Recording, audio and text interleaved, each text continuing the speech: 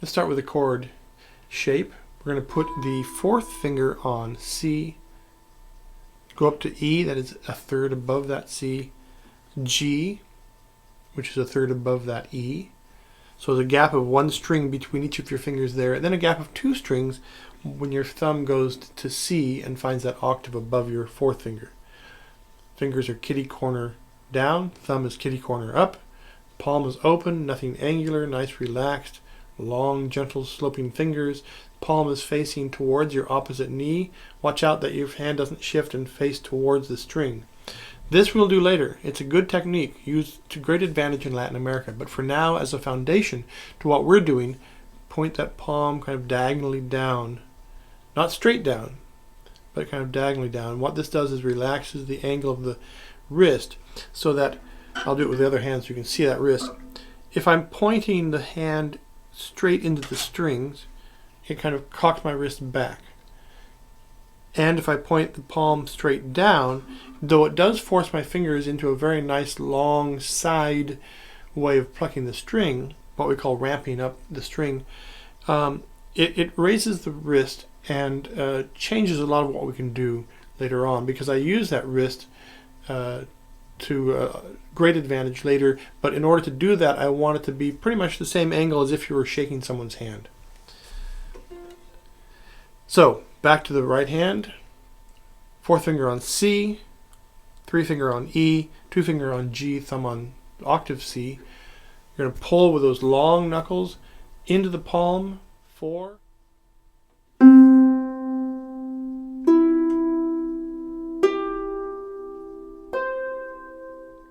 And one more time. And this time I want you to squeeze the strings a bit more. This is one of the main ways we get volume without muscling our way through and playing with a lot of extra effort. Just squeeze the strings as if you're testing a piece of soft fruit. And you're going to squeeze them equally and then just pull through.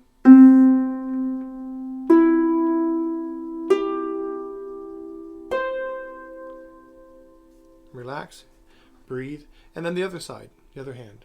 4, 3, 2, thumb.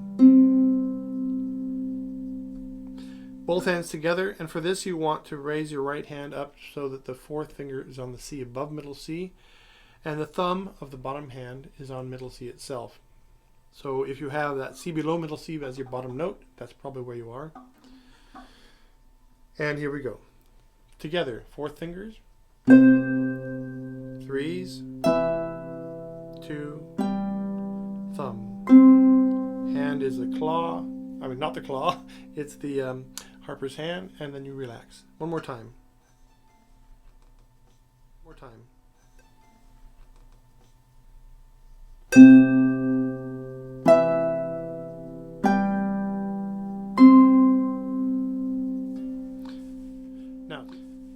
Now take that left hand. That's what you were just going to use as the accompaniment to All Through the Night. So again, All Through the Night was this.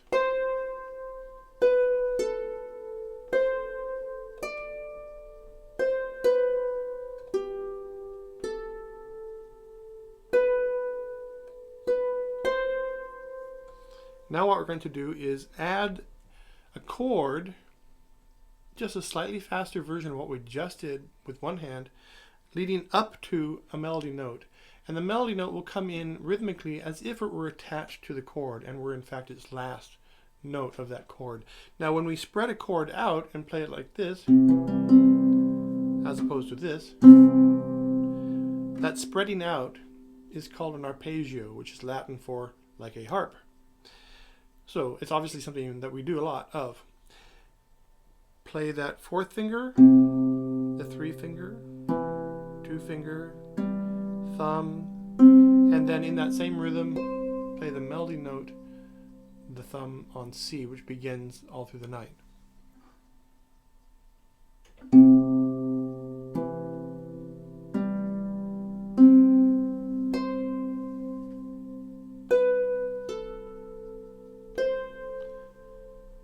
Now, move that whole shape, and here you want to start thinking of these events as shapes.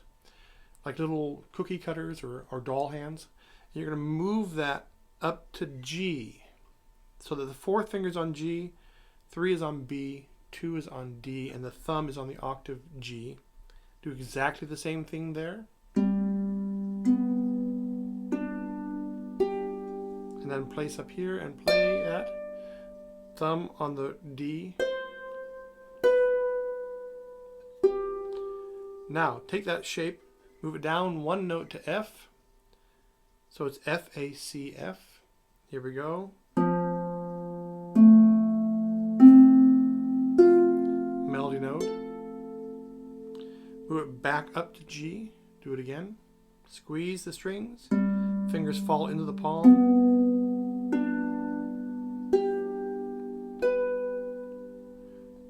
And then that second time on the B, and then the hand goes back down to C where you started, and you finish up.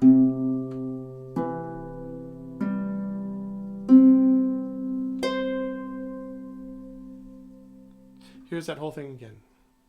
Start with the fingers ready on the melody. 1, 2, 3 on C, B, A.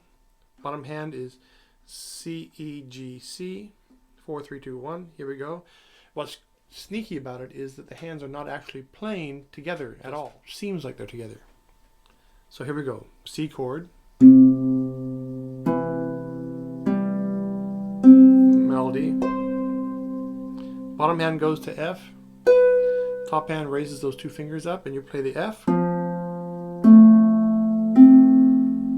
Melody. Bottom hand goes to G and plays with the thumb. Here's that thumb. Grab that G with your fourth finger. Bottom hand goes to F. Melody note on A.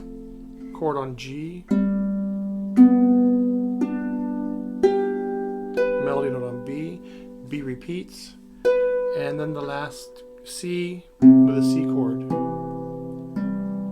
Melody C. I'll speed it up just slightly.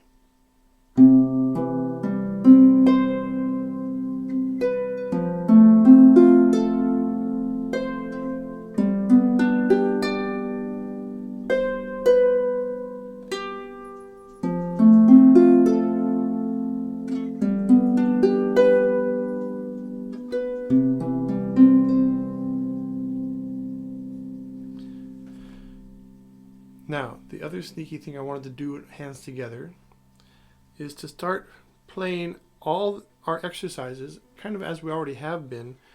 First, your strong hand. So we have this little half scale, for example.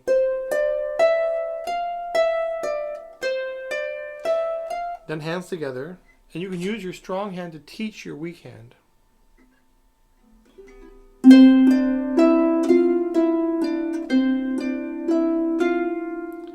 And then the weak hand by itself.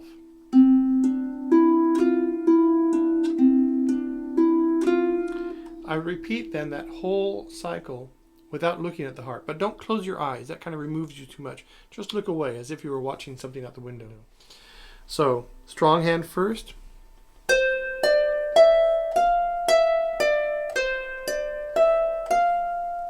Hands together. Use your strong hand to teach your weak hand.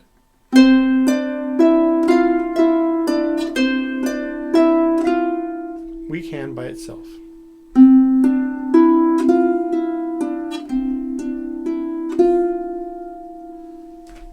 Have fun.